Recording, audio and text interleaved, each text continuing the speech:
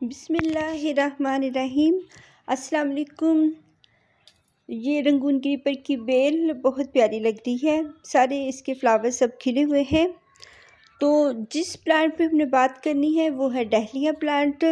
क्योंकि सर्दियाँ आ रही हैं तो फिर सर्दियों के प्लांट्स तो आएंगे और एक दो प्लांट से तो कुछ नहीं बनता जब तक कि उसकी सीडलिंग्स ना लेके आए छोटी सी। ये कोकोपीट है और वो मेरे घर की बनाई हुई सॉइल थी जो मैंने पहले दिखाई है, और इसमें ये सैंडी सॉइल ऐड करेंगे। इसको भल मिट्टी भी कहते हैं। और सैंडी सॉइल, अगर खाली सॉइल है तो इसमें सैंड शामिल कर लें तो वो सैंडी वो भल मिट्टी बन जाएगी। ये ड्राई लीव्स हैं, इसको हम बॉटम में डाल लेंगे गमले के, और नीचे तो ब्रोकन पीस उसका पोट का जो होता है वो ड्रेनेज होल के ऊपर हमने रखा हुआ है। तो इसका ड्रेनेज होल होना ज़रूरी होता है। तो इसके ऊपर पीस रख दे कोई, या लीफ रख दे। वैसे भी ये नीचे अगर लीव्स हमने डाले हैं तो ये उसको भी कवर कर लेंगे। अगर हमारे पास नीचे मिट्टी हो ज़मीन पे तो फिर हम बगैर पीस के भी रख सकते हैं, लेकिन अगर फर्श है, पक्का है, तो फिर हम उसको उसके सुराख को बंद कर देंगे। तो सैंडी सॉइल जो भल मिट्टी है वो लेंगे, और ये जो मेरे घर की बनाई हुई कंपोस्ट है वो जो शॉपर में अगर हम उसकी कंपोस्ट बनाएंगे तो जितना भी वेस्ट मटेरियल होता है हमारे गार्डन का या उसका किचन का, वो सारा शामिल करके थोड़ी सी मिट्टी ऐड करके, तो थोड़ा सा उसको पानी का छिड़काव करके, तो उसके हम पॉलीथीन बैग में रख के तो उसको गिरा लगा देते हैं और उसी मॉइस्चर में वो बनता रहता है। ये गोबर की खाद है, इसको भी थोड़ी सी ऐड करेंगे तो उसका मॉइस्चर में वो खाद बनती रहती है। अगर हमें ड्राई फॉर्म में चाहिए तो हम वो बैग लेंगे जिसमें थोड़े थोड़े सुराख होंगे। मिट्टी हम थोड़ी सी ज़्यादा लेंगे क्योंकि पोट के हिसाब से हमने मिट्टी लेनी है। जो खाद है वो तो हम इतनी नहीं लेंगे, वो थोड़ी सी लेंगे।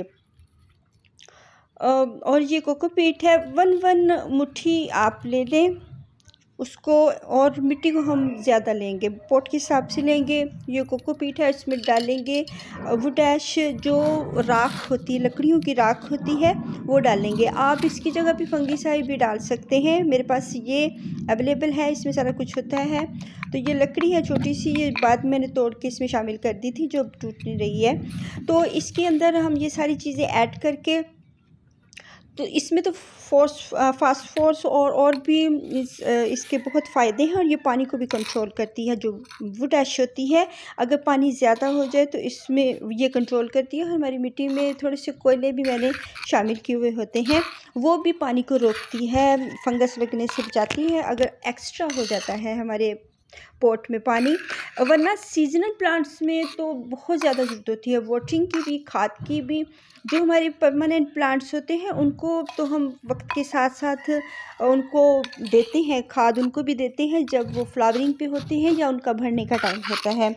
तो जो सीजनल प्लांट्स होते हैं इनको ज़्यादा खाद की ज़रूरत होती है क्योंकि ये फ्लावरिंग प्लांट्स होते हैं। और जो डहलिया प्लांट है, ये देखिए कोयले भी हैं इसमें छोटे पीस, और इसमें राख भी है, इसमें गोबर की खाद और कोकोपीट इसलिए डालते हैं क्योंकि सीजन प्लांट्स की जो फ्लावरिंग होती है तो उसमें उनको पानी भी चाहिए होता है। तो पानी ये ज़्यादा लेते हैं और रोज़ाना तकरीबन पानी देना पड़ता है। अगर बहुत बिग पॉट में अगर हम लगा रहे हैं, क्योंकि इसके ट्यूबर बनते हैं तो अगर हमें शिफ्ट करना पड़ा तो इसको बिग पॉट में लगाना पड़ेगा। जब ये फ्लावरिंग कर रहे होते हैं तो इनको खुराक की बहुत ज़्यादा ज़रूरत होती है, तब भी हम खाद डालते हैं।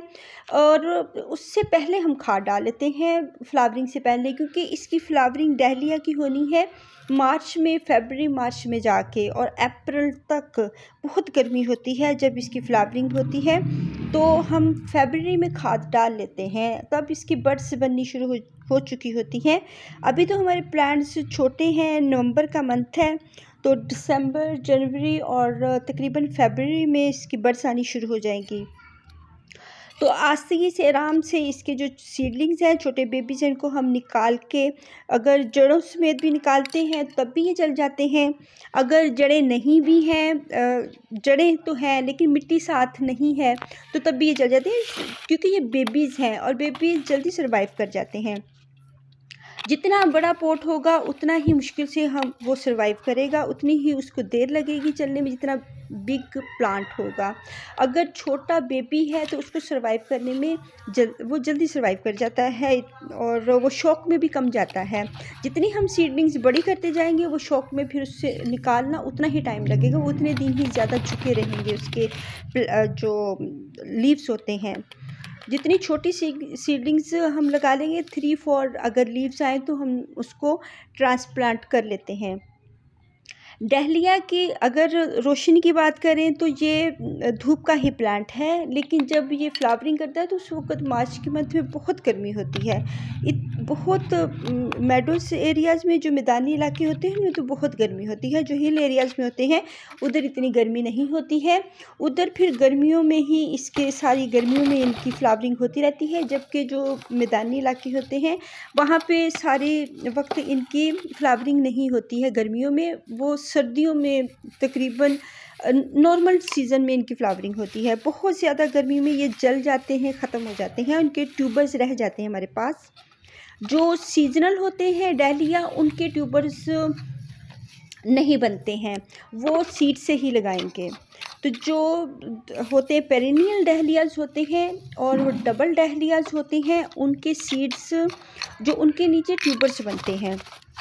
मिट्टी भी बता दी मैंने और इसके लोकेशन बता दी कि बहुत ज़्यादा जो गर्मी होगी तब तो हम इसको थोड़ा सा इसको किसी दूसरे गमले के थोड़ा सा पीछे करके रख देंगे, बहुत ज़्यादा गर्मी से बचाएंगे इसको, वरना सर्दियों में फुल धूप में ये रहेगा। ये बिग प्लांटर है क्योंकि प्लांटर की कमी हो जाती है जब हम बहुत सारे प्लांट्स ले आते हैं तो सीड एक प्लांट तो अच्छा नहीं लगता कि सर्दियों में एक ही प्लांट लगा उस पर फ्लावरिंग हो रही हो, तो इसलिए ये सीडलिंग्स अगर हम ये पनीरी ले आते हैं, इनके बेबीज ले आते हैं तो वो फिर बहुत सारे हो जाते हैं हमारे गार्डन में। और ये मिलती भी थोड़ी रीज़नेबल प्राइस में मिल जाती हैं सीडलिंग्स, तो 120 में पॉट या 100 में ये पॉट मिल जाता है। पहला पॉट जो मुझे मिला था 120 का मिला था, ये 100 में मुझे मिला है।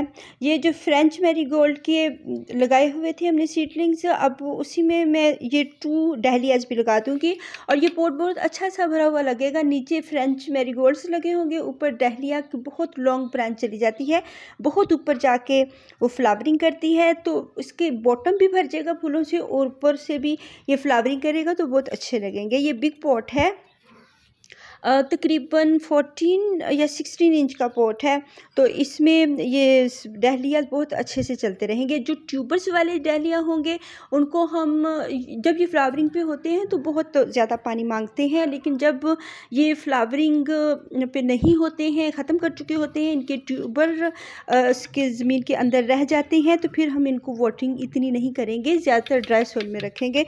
जब ये फ्लावरिंग कर रहे होते हैं तब तो इनको बहुत ज़्यादा वाटर की ज़रूरत होती है, खाद की भी ज़रूरत होती है, लेकिन बहुत गर्मी में इनको खाद नहीं डालेंगे, वो हम फरवरी के मंथ में ही इनकी कमी पूरी कर लेंगे।